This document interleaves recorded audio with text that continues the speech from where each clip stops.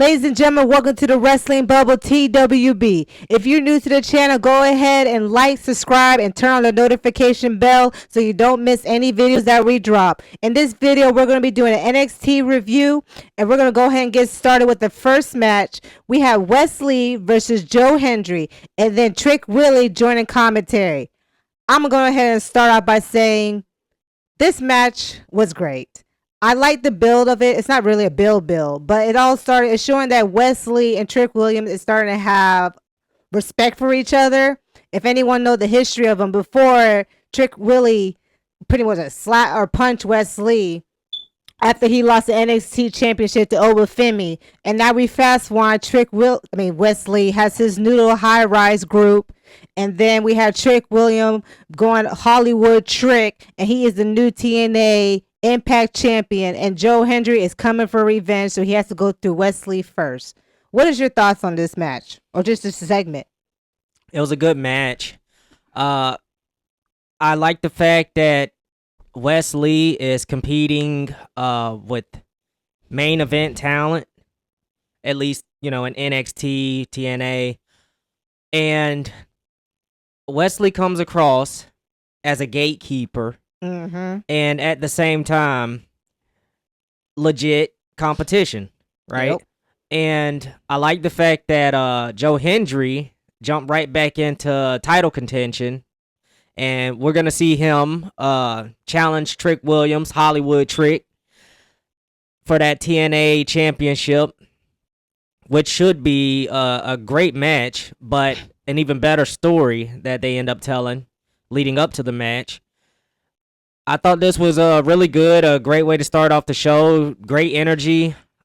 Ultimately, Joe Hendry walks away with the dub, as he should. And I don't know. I thought this was really good. Good showing. Honestly, NXT needed a match like this to open up the show, because last week was not very good. Last week was a setup show, and those are usually kind of hard to get through. But this week, I feel like NXT came out swinging, and I'm not complaining.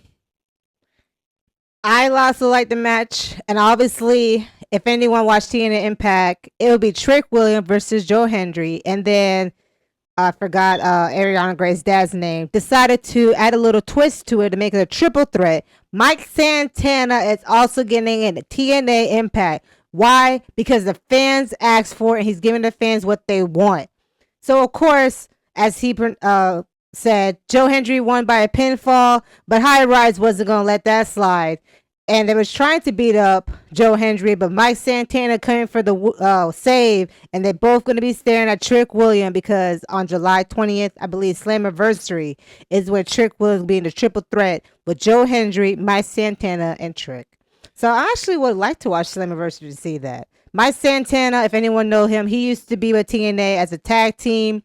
Then he went to AEW, didn't get no push, and decided to be a single wrestler, and he been killing it in TNA Impact ever since. Great choice for him. I'm actually happy to see him get the opportunity that he deserves.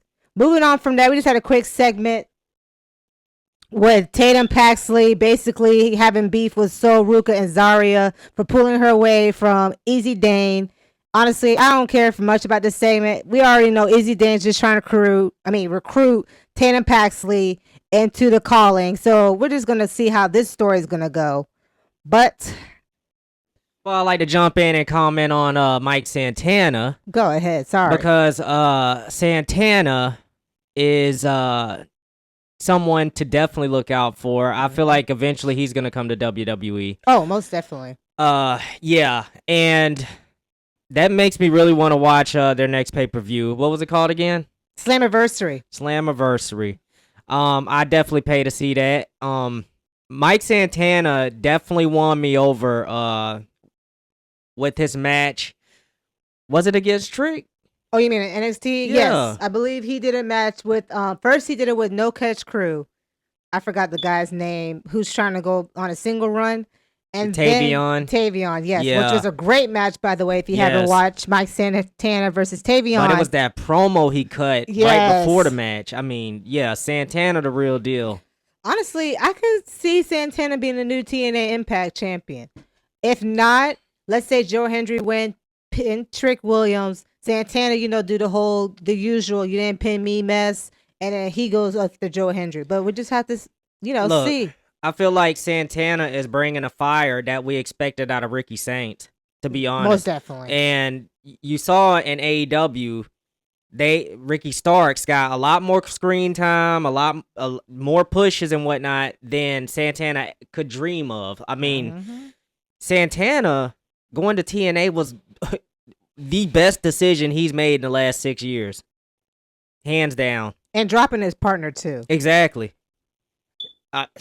Is he still with AEW? Holy. Collecting a check. My boy should have got the memo and checked out when Santana did. Nah, he's comfortable. So, I mean, like I said, I'm looking forward to Slammiversary. I won't mind watching it to give a little review about it, but we'll just have to wait till July 20th to see. We had a little quick segment with Tony D'Angelo, Luca, and Stats. I'm glad this segment was short. It's pretty much letting us know that Luca is not on either side. Part of me feel like this is bullcrap. I won't be surprised if Luca's actually working with Stats and he's just trying to throw Tony off.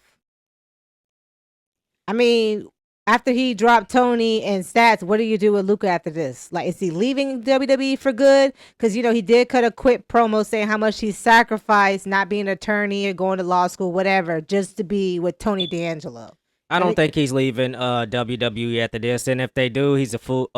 Like, if they cut him, they're a fool. Because, like, that promo that he cut, it was short but sweet. Mm-hmm. And you could tell there's some intensity there. There's some fire. He speaks truth in his promos, okay? And that's something that's missing.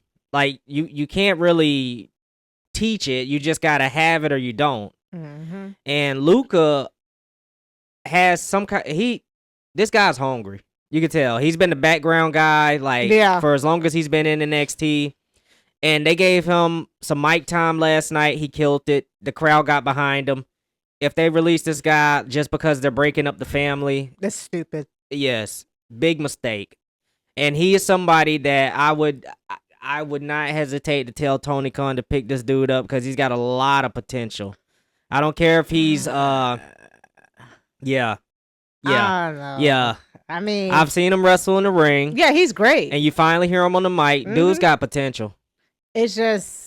My problem is... It's either AEW or TNA, which obviously I'd rather him go to TNA. Yes, because TNA, in my opinion, is actually doing better storylines than WWE and AEW.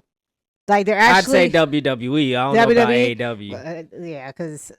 Well, AEW don't really do storylines. Yeah, they are. It's just not the stories that everybody's used to. Well, and they probably have and they don't set it up the way everybody's used to. So they haven't story because the only one I know is Will Ospreay, Swerve, and then you have Mercedes Moné and Tony. But we're not gonna get too caught up in AEW. That's for later in the week, whatever. But I am looking forward to seeing Luca get the push that he deserved now that he finally dropped Tony D'Angelo. Because they didn't really use Luca and Tony D'Angelo family. He wasn't showcased like you said. He was just a background, and he's actually great in the mic and great in the ring.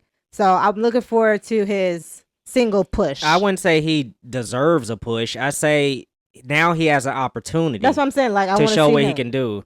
Yeah, because a push is kind of like what Trick Williams getting right now, right? Yeah. Like, he's already proven that he can do something with his talent, etc.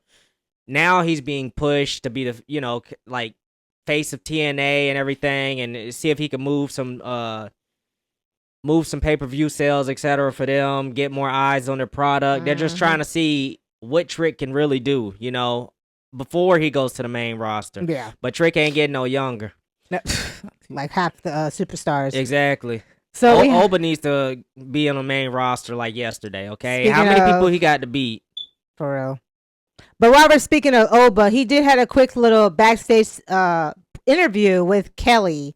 Pretty much Oba is looking for who he will be facing at NXT the Great American Bash. So I'll say look, Oba basically said you probably think that I want them, Inamura and Jasper Troy to go out there and just pummel each other and just, somebody walk away or crawl away, and that's who I want to face. No, I want to face the best. Who's hungry? Exactly. Like I want to fight whoever is worthy, right? I'm not looking for somebody like that's beat up and everything, struggling to make it to the pay-per-view or whatever. No, that's not what I'm about. I want to face the best so I could send them packing and I could continue to show everybody that I am the ruler of NXT. And you have Inamura letting Oba know you won't have to wait too long.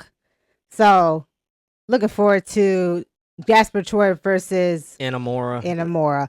The next match we have is Miles Bourne versus Lexis King. There's really nothing to me. There's really much to talk about this match. It's really just to show Miles Bourne as a single wrestler against Lexis King. Yeah, just to show some athleticism and whatnot. We already know he's good. Exactly. So it's like we really don't have to say who won, but it looks like he hit a little Dolph Ziggler move, little zigzag. Yeah, little zigzag patty wag, whatever. Man, just go ahead and hit that RKO. I know. Like, bruh, just hit, or at least hit like almost like a neck breaker style RKO.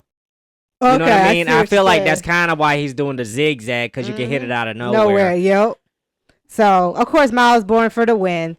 Then we had Dark State. Honestly, who cares about Dark State? They're boring, not interesting. They're just another 2.0 The Shield. Only 2 people in that group is interesting. So there's no point talking about that. And they said the same thing they always say. No one Watch cares. out for Dark State. So, moving on for the next match, we have Thea Hale versus Lainey. Lainey Reed. Yeah. I'm still don't understand where she came from. Lainey Reed. I think she's from like NIL or whatever, like with all the athletes and. All right. I don't know. I mean, she's showing that she's really a heel. She did some heel tactics. This was character work. Really, this was pretty character much work. This is Thea Hale was gonna take the pin. Like we all knew that. Okay, she's for one. Thea Hale. I don't know what she's doing. I don't know if she's just trying to. Woman. Yeah, she's just trying to find some kind of character. But listen, energetic, peppy cheerleader type. That ain't gonna work. I'm sorry. Like, I think Thea Hale would actually do better in Evolve right now. Like, go there, find your character, come to NXT, do like maybe a month or 2 with that character on NXT, go to the main roster. Like, you've been there forever. Same with Chase U, or Mr. Chase, or whatever. Like, he's been there forever. Well, Chase, since 2.0. He's trying to help these 2 athletes make it far in NXT. So. I get that, but still, like, I thought NXT was supposed to be like back in the day, developmental. One thing I learned about NXT, some of these people, let's just say Chase U first, because he's great. Some of them who are still at NXT are also developmental for other wrestlers. They're like training. Yeah. So I believe Trick should have been main to the main roster, but I see they kept him down here to basically pull out a character out of him. So now that he found it, all right, now sooner or later he's going to move up to the main roster. Thea Hale, she's trying this, I guess, grown-ass woman character, but I'm telling you, if she don't adapt to some type of character, that's not going to go far. Yeah, that's not a character. No. That's just a change of, that's like, okay, now she's supposed to be more focused. That's not a character. Like, that's not, but I mean... Which she does the same exact stuff that she did before. So what's new? Now Lainey Reed, she comes across as a legit old school heel. Yeah. Okay. And she's not bad in the ring or anything like that. But obviously we just need to see more from her. She walks away with the victory as she should, because Thea Hale has yet to prove that she can win any matches against like decent opponents. So there you have it. So we'll just have to see. I mean, Lainey Reed, I mean, if she gets a couple, so far in this match, it made me more interesting in her, especially if she hit that running knee strike out of nowhere, and then she holding the bottom ropes for the 1, 2, 3 count. So I want to see more Lainey Reed. But of course, we had a quick little segment with No Catch Crew. Mr. Hates wants to get out of the No Catch Crew, and Charles said, not today, bruh. But instead, there's a twist. He's going to be fighting Charlie next week to get out of the group, and if he doesn't win, Charlie don't want to hear this conversation no more. Yeah, Ren Sinclair's glad he's still in the group. Ren Show us Sinclair. Charlie Dempsey, but Tavian Heights is like, nah, bro, I got to do my own thing. For real. Okay. What are they doing with Ren Sinclair? What is she doing? She another I don't one. know, because she's too good to just be sitting there saying 2 lines in a backstage segment. Okay. I think when she wrestled against Stephanie Vaquer, that should have been the coming out moment right there. Nope. But I'm not quite sure what they're waiting on. Maybe she's just somebody there to help train, new people when they come in or whatever. Because Ren Sinclair is really good in the ring, and she can actually talk on the mic. She's got personality. I'm not quite sure what's going on with that. So we'll just have to continue to keep an eye on. But moving on, we got Jasper Troy in a promo. We ain't gotta talk much about this. I am not a big Jasper Troy fan. I don't see the hype of him. He's not a believable brave bully of the. I don't know. I like know. Jasper Troy. No. I'm just kind of taking it match by match, promo by promo, etc. Giving him a chance. He's a big dude. He looks legit. Obviously that's his look and everything is stereotype as far as like big guy carries chain, right? But I mean it's welcoming to see a big legit guy versus like all these Johnny Garganos and these tiny wrestlers that look like they never hit the gym, etc. Yeah, it's a breath of fresh air for me. For a while, OBA Femi was the only big guy around, and Josh Briggs, but he's a jobber. Okay, you had somebody like Karrion Kross there, right? And what did he was surrounded by vanilla midgets.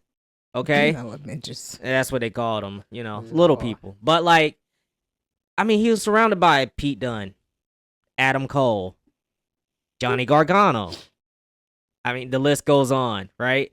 So you finally get these big legit guys stepping up as they should. And Jasper Troy is looking past Inamura, but Inamura is no small task. This guy's hungry, just like he told OBA Femi. You ain't gotta wait too long. Exactly. So I was definitely looking forward to this match, but we'll move on past that. We got Zaruka versus Izzy Dame and her new friend Tatum Paxley with the culling. I love it. Tatum Paxley belonged in the culling. It was her calling to be in this group.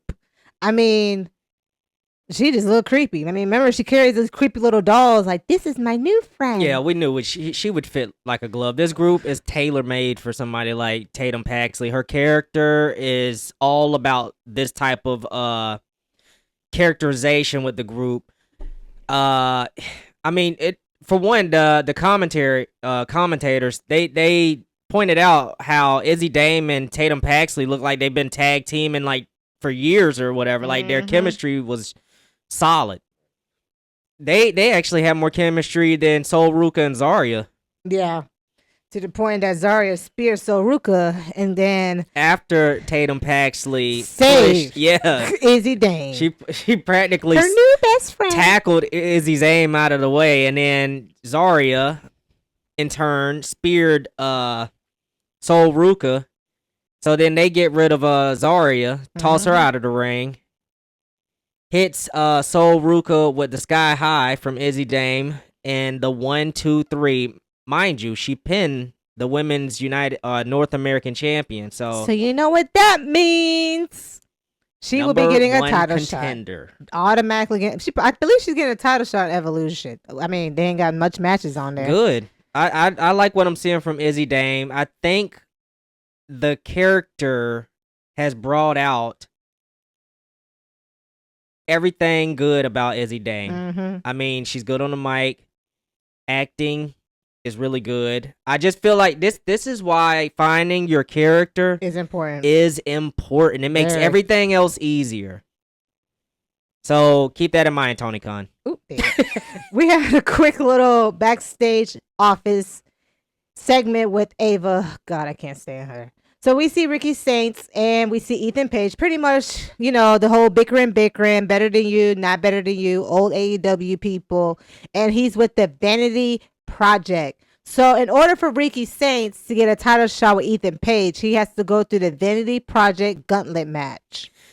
Listen, I love what Ethan Page is doing. Oh yes, and I love the Vanity Project. Love it.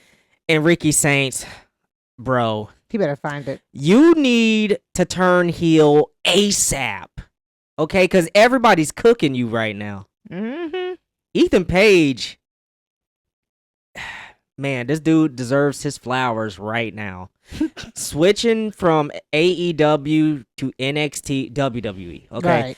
Best thing he could have did for his career. Solid mic work. I'm really liking Ethan Page, and I like how he took Vanity Project under his wing. Yeah. Because they, like, if you don't watch Evolve, definitely check it out. You got some real good wrestlers, up and coming, good character work on Evolve. And Vanity Project is a big deal on Evolve. And obviously, they'll be coming to NXT pretty soon because they keep making these appearances. And now this is what, their second or third match on NXT? Yeah. In a prime spot. So, yeah, look out for them. Jackson deserves the Evolve Championship. I love this character. He looks like a star. Like he was born for this. So I'm looking forward, like you said, the whole Vanity Project. But, of course, we have a quick little segment with Chase U. So we just have Chase letting everyone know that he is used to tough love. So he is no longer going to be showing tough love. He's going to be showing more encouraging words. And his first thing he's going to do is have Kyle. He's going to be on Kyle's corner next week because he has a one-on-one match with whoever he's wrestling. So we'll just see what Kyle has to prove. And then we had a quick little backstage segment with Joe Hendry and Mike Santana. Pretty much to sum it up, they appreciate each other's help earlier today. But in 2 weeks, they'll be throwing blows at Slammiversary because it's about a TNA Impact Championship. And who doesn't want to be a championship?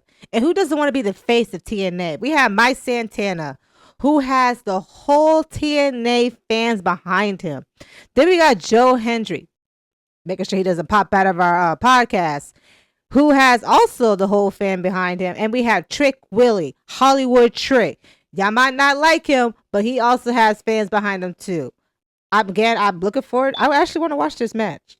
I want to see these three guys have really put in a lot of work, and they have really brought TNA where it's supposed to be.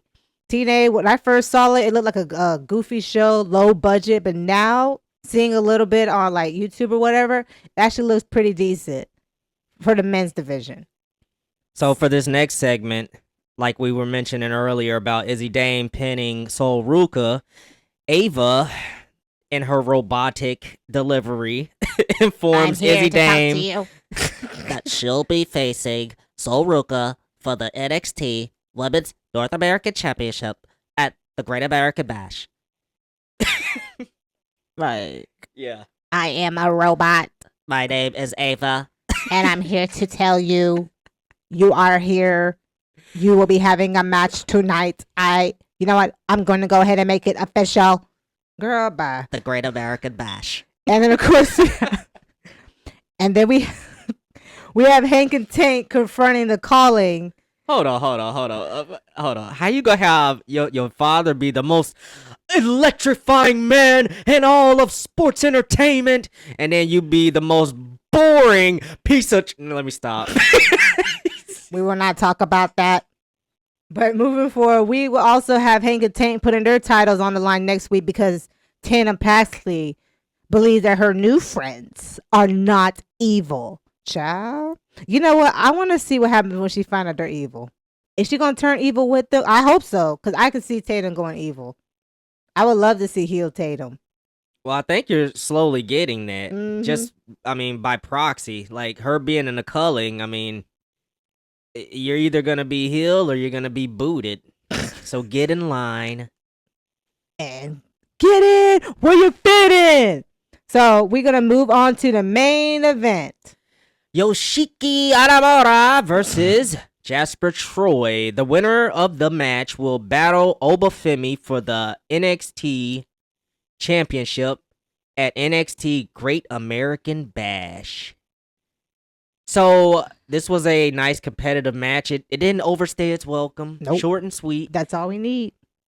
A lot of big, hard-hitting moves. I love Inamura's wrestling style. I'm guessing it's like a combination of strong style and some sumo wrestling. This dude's super entertaining. I kind of saw that from the first match he had when he teamed up with Josh Briggs. I feel sorry for I him. love his finishing move. This guy does some weird thing where he's sitting at the top turnbuckle and he's shaking, and then he just hits this beautiful looking splash. Man, look, I need more Inamura. Okay, get him away from Josh Briggs. Unless Josh Briggs is just there to learn a thing or two from this guy, like Inamura is. He's gonna be a big name on the main roster. Oh yeah, get him away from Josh Briggs. And get him away from Triple H's booking. Please. when he gets to the main roster. Please. This guy is something special. I can just see it. He oozes charisma. This guy is very entertaining. The right person won this. We didn't need to see Jasper versus Oba this soon again. Please. I do want to see it eventually, but I feel like that needs to happen on the main roster. So you don't think Jasper Troy should take the belt off of OBA Femi in NXT? No. Nope. I think, honestly, I still feel like Oba needs to relinquish the title. Yeah, because you can't call yourself the ruler and then lose to whoever is going to take the belt off of him. Man, relinquish it like Oscar did. He needs to go to the main roster with, with that winning streak that he has. Or they don't even have to they don't have to even mention that he has a streak or anything like that. Yeah. Just that he relinquished the NXT title. He wanted to challenge himself and step up to the main roster. There you go. He don't have to be like you know how they did Karrion Kross where he had that, it was like a 5-way match or whatever with all the little guys that I was mentioning. And I believe he lost that one, or no, he lost to Keith Lee. Who? Or did Karrion Kross beat Keith Lee? I think Karrion Kross beat Keith Lee. Yeah, because he only had it for like, 2 weeks or whatever. Something like. Oh no, did Keith Lee beat him? Well, someone took the belt off of him. Yeah, but it was like forgettable. Exactly. You know what I mean? And I feel like Oba needs to just relinquish, because like who legit can beat Oba? I mean, the only one that really gave him a real run for his money was Jasper Troy. But nah, I feel like he should relinquish it. So, Inamura for the win. We'll be seeing OBA Femi versus Inamura at the NXT Great American Bash. But stay tuned. We also had Javon Evans getting his revenge on Troy by hitting a springboard missile drop kick. You know what? I hate that they showed... I don't know if they were trying to show both of the guys, like Oba and Inamura and Troy and Javon Evans in one scene. Because they completely like squashed the drop kick. Yeah, like I kind of see what they were going for. It's like while Rome is burning, you got these two guys that are about to go to war with each other. You know what I mean? And it's like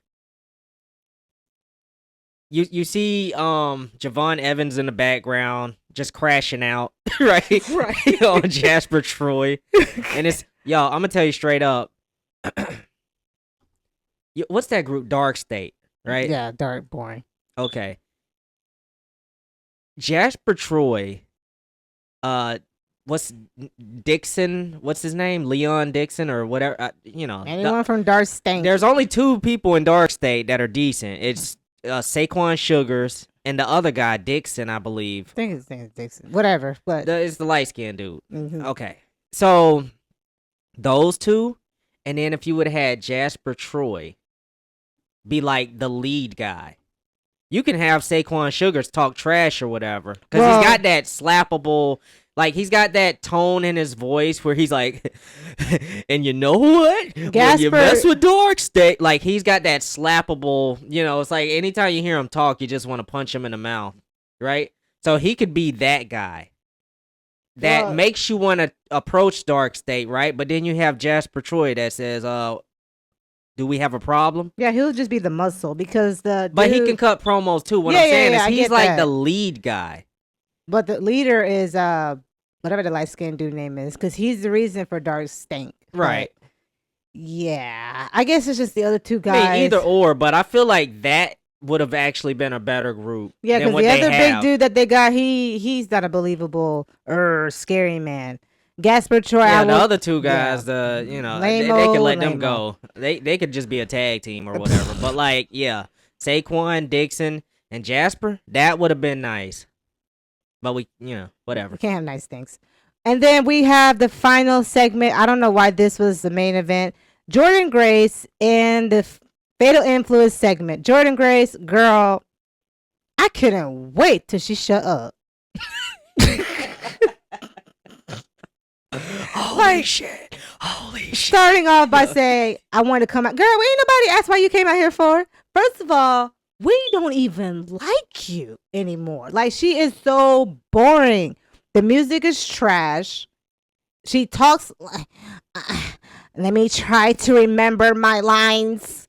I came out here to be completely, ain't nobody asked if you're going to be honest. We just want to know, okay, are you the juggernaut or are you the softie? Because right now, you are looking like the worst female wrestler in NXT right now. Like, she was the biggest thing in TNA, but when she comes to NXT with these other female wrestlers, it's like she's forgettable. I forgot she was even going against JC Jane. Heck, I forgot she was coming out for a segment. I was like, what's the main event?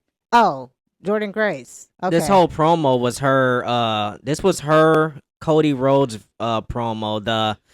Went from undeniable or undesirable to undeniable. The promo he cut in AEW.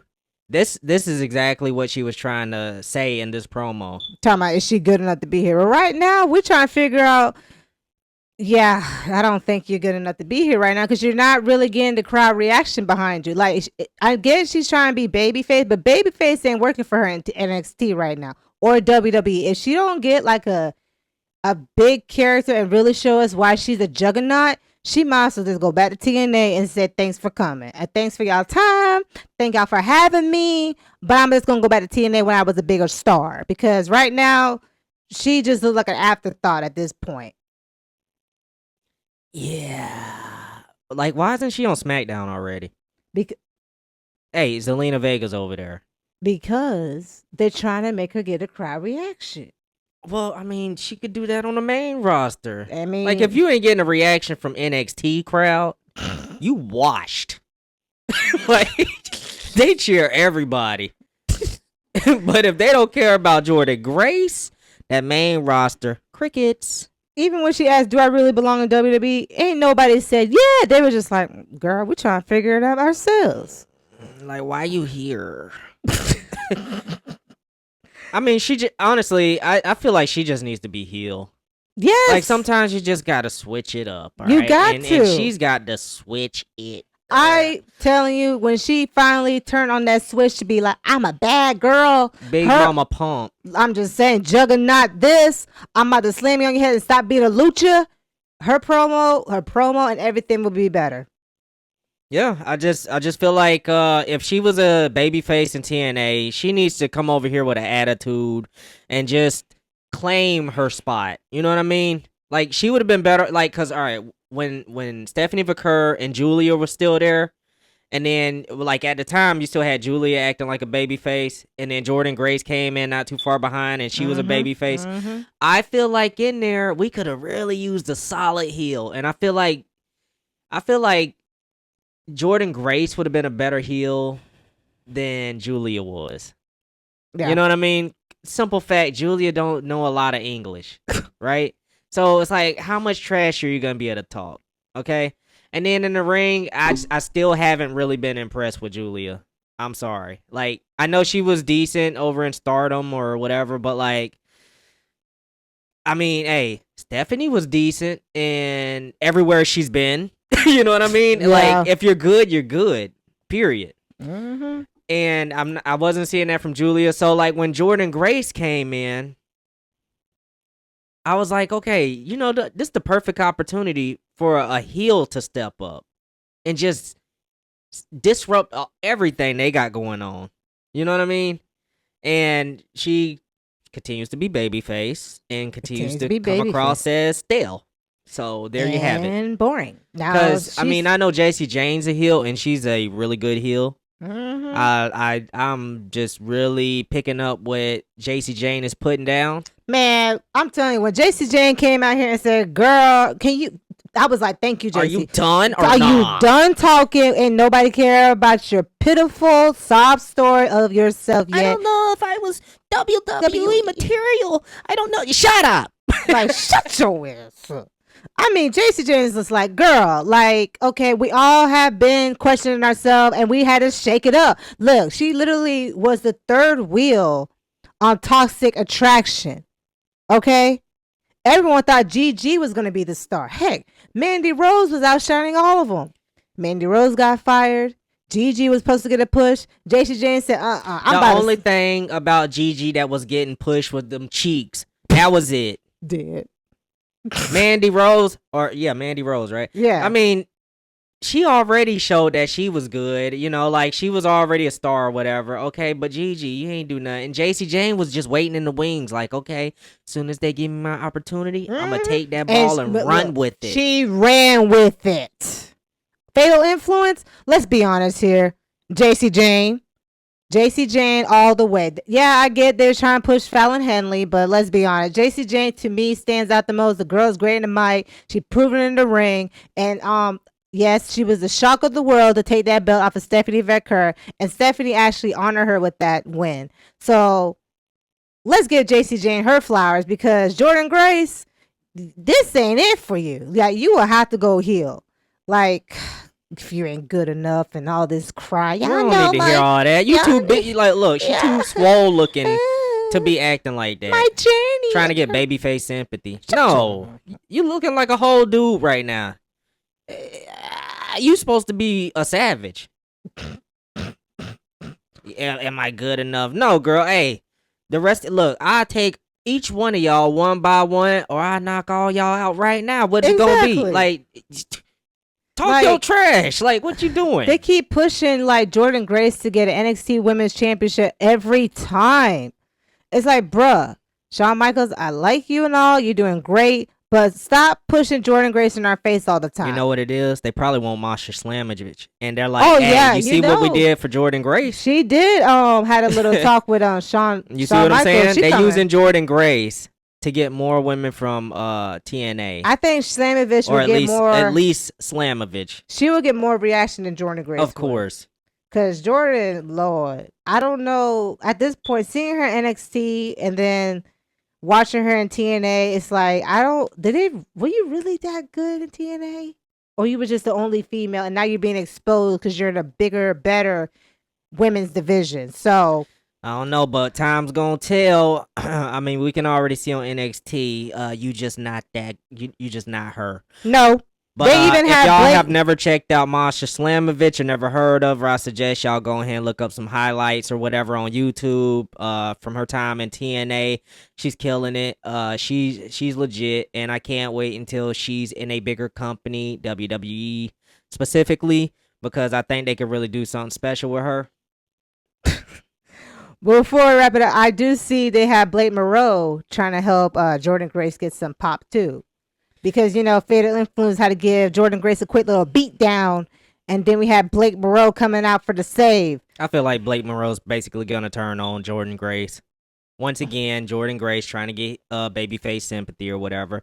Blake Moreau's going to dog walk Jordynn Grace as she should, okay? And then she's going to continue to get her get-backs with JC Jane. Because I'm pretty sure, okay, they're going to have a tag team match, right? Okay. Jordynn Grace probably gonna end up messing up and doing something to Blake Moreau. Blake Moreau gonna be like, all right, you know what? I was being nice, but f you. You know what I mean? And then from there, you get their little entanglement.